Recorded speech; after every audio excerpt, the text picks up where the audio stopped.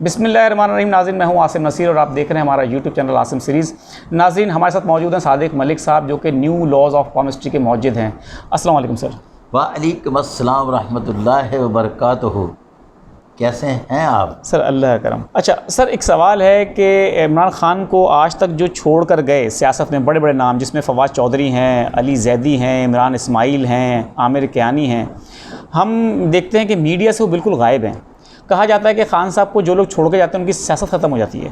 تو آپ کو لگتا ہے کہ کیا ان لوگوں کی سیاست ختم ہو گئی ہے، یا یہ کیوں غائب ہے میڈیا سے، سامنا نہیں کر رہا ہے عوام کا، تو یہ الیکشن میں آ کے ووٹ کیسے مانگیں گے؟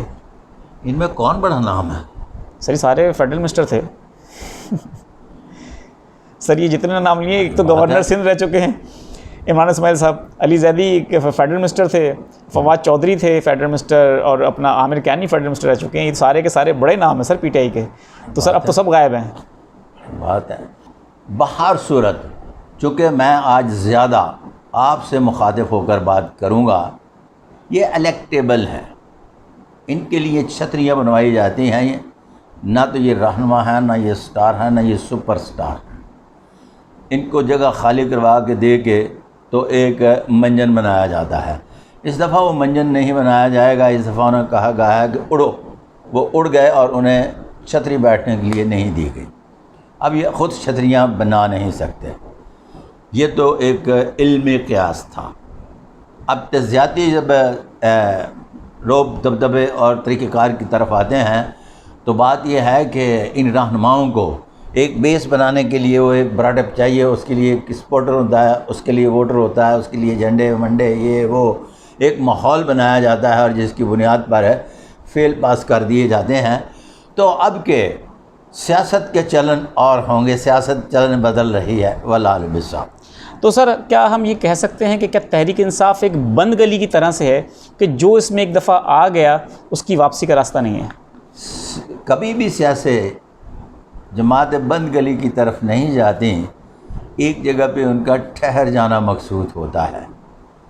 پی ٹی آئی کے بارے میں بہت زیادہ ڈسکس نہ کروائیں، اس لیے کہ وہ ابھی اپنے پیروں پہ کھڑی ہے. میں نے کہا نا کہ فین کلب جو ہوتا ہے یہ کہیں نہیں جاتا،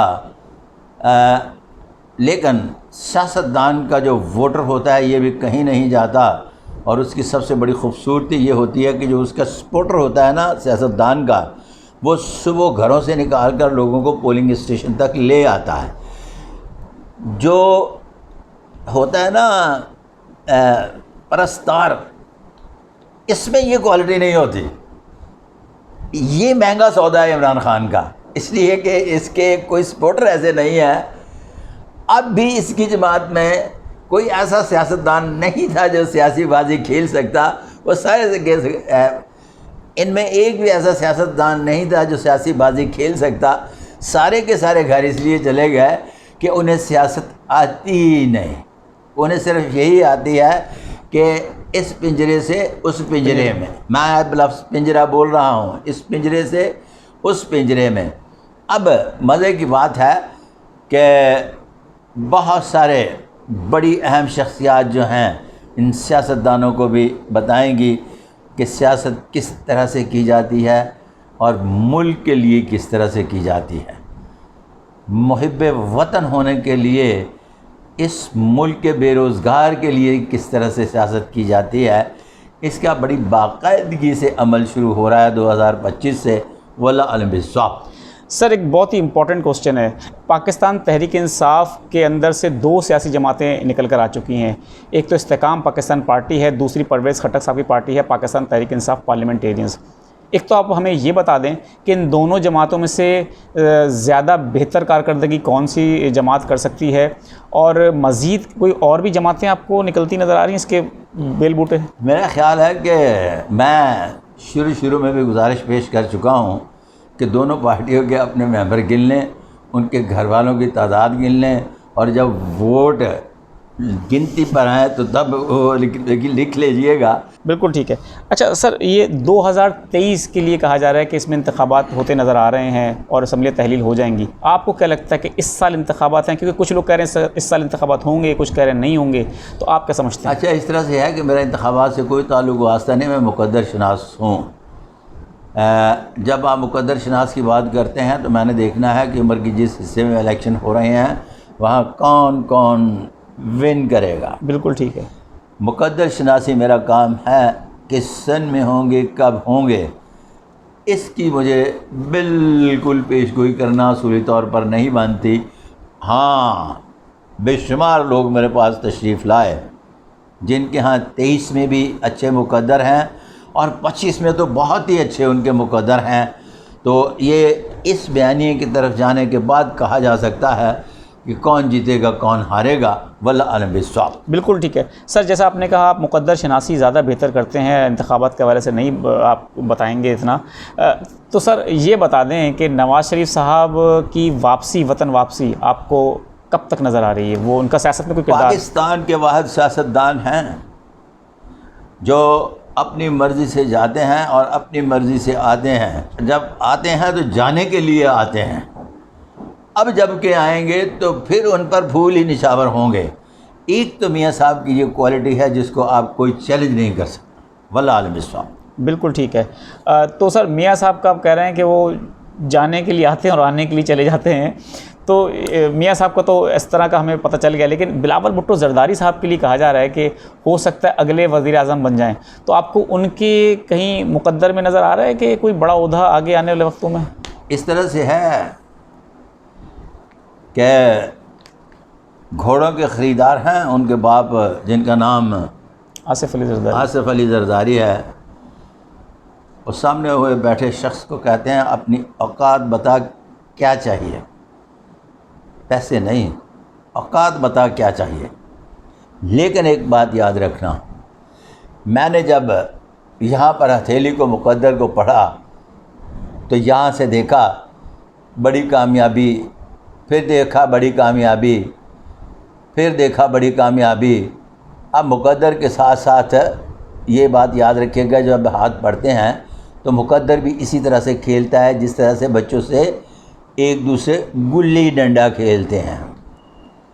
اب جہاں کسی کا مقدر جا کے رکتا ہے تو پھر وہ گلی بند ہو جاتی ہے، اس کے باوجود کہ اس کے 4 دروازے رکھے ہوتے ہیں اور پتہ چلتا ہے کہ دروازے باہر سے بند ہیں۔ دروازے 4 بلاول زرداری بھٹو کے اس وقت کھل جائیں گے جب ان کے ہاتھ پر راجہ یوگ دیکھوں گا۔ ابھی میں نے سکین پرنٹ دیکھے ہیں، ان سکین پرنٹ میں ان کے ابھار سارے کے سارے نمایاں اور پرگوشت ہیں۔ کب بنیں گے پرائم منسٹر یہ میں اس وقت بتاؤں گا جب مجھے ہینڈ پرنٹ ملیں گے، واللہ عالم بالصواب۔ تو بالکل ٹھیک ہے سر۔ ناظرین، صادق ملک صاحب کو جب ہینڈ پرنٹ ملیں گے بلاول بھٹو زرداری کے تو وہ بہتر طریقے سے بتا سکیں گے کہ وہ کب بنیں گے وزیر اعظم۔ اچھا سر، اب خبریں آ رہی ہیں کہ اگلے پرائم منسٹر نون لیگ کے اندر سے نواز شریف سے زیادہ شہباز شریف کو کنسیڈر کیا جا رہا ہے۔ شہباز شریف کے حوالے سے تھوڑا سا ہمارے ناظرین کو بتا دیں کہ ان کے جو ہیں مقدر میں کوئی اگلا انتخابات کے بعد کوئی بڑا، اگر پرائم منسٹر کی باری آتی ہے تو لفظ استعمال کیا جائے گا میاں شہباز شریف صاحب۔ کیوں؟ ان کے ہاتھ پر ہے sign of Jupiter, sign of Saturn, پھر اس کے بعد سائن آف اپالو اور سائن آف مرکری موجود ہے، لیکن ان کے ہاتھ پر راجہ یوگ نہیں ہے، اور یہ 101 غیر معمولی علامات میں سے 4 بڑی علامات ہیں جو راجہ یوگ کی طرح بہت زیادہ طاقتور ہوتی ہیں، لیکن ان کا مسئلہ یہ ہے کہ یہ اقتدار ملنے کے بعد تھوڑا سا پریشانی میں اور مشکل میں رکھتی ہیں، لیکن اقتدار ان کا نصیب ہوتا ہے۔ اب چلتے ہیں آگے شریف خاندان سے ہٹ کر تیسرے محلے میں، جس کا نام صحیح میچ پڑھنا ہے۔ وہ میچ پڑھنا ہے کہ ابھی تک یہ ضمنی الیکشن کے بارے میں کسی فیورٹ پرائم منسٹر کا نام نہیں آ رہا، تو مائی اوپینین کے پہلا نام جو ہے وہ چودھری شجاعت کا شروع ہونے والا ہے، اور یہاں سے پرائم منسٹری کا یہ آہستہ آہستہ آہستہ آہستہ یہ پروسیس مکمل ہوتے ہوئے دیکھیں گے، واللہ عالم بالصواب۔ تو سر آپ نے یہ ایک بہت بڑی خبر دے دی ہے ہمیں کہ چودھری شجاعت حسین کا نام جو ہے وہ بالکل آپ دیکھیں فیورٹ کا یہاں سے لفظ شروع ہوتا کہاں تک پہنچتا ہے یا یہیں فیورٹ بھی ختم ہو جاتا ہے، واللہ اعلم بالصواب۔ سر آخر میں ہمارے ناظرین کو کوئی میسیج دینا چاہیں تو پلیز وہ میسیج دے دیں۔ میں کون ہوتا ہوں جی میسیج دینے والا؟ جھگی نشین فقیر درویش، میرا سلام قبول فرمائیے۔ بہت بہت شکریہ ناظرین، امید ہے آپ کو ہمارا آج کا ویلاگ اچھا لگا ہوگا۔ ہمارے چینل کو سبسکرائب کر دیں اور ہمیں کمنٹ کر کے ضرور بتائیے گا۔ ایک نئے ویلاگ کے ساتھ آپ کی خدمت میں ہم پھر حاضر ہوں گے، اس وقت تک کے لیے ہمیں اجازت دیں۔ خدا حافظ۔